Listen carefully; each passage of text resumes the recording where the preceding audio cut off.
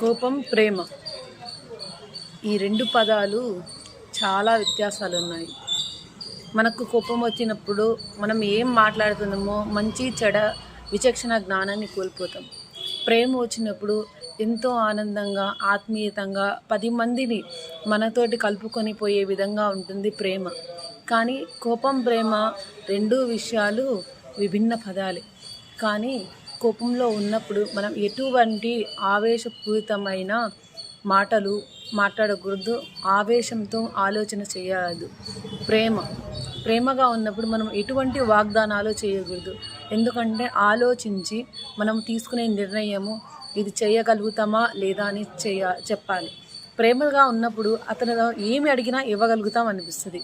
కానీ ఆలోచిస్తే కొన్ని మనం ఇవ్వలేనివి కూడా ఉంటాయి. కాబట్టి ఏదైనా కోపంలో ఆవేశపడి నిర్ణయాలు తీసుకోవద్దు. ప్రేమగా ఉన్నప్పుడు ఆలోచించి నిర్ణయాలు తీసుకోండి. ఏదైనా కూడా జాగ్రత్తగా ఆలోచించి నిర్ణయాలు తీసుకోండి. మీ లైఫ్కి మీరే హీరోగా ఉండాలి. మీ లైఫ్ని మీరే మంచి బాటలు నడిపించుకోగలగాలి.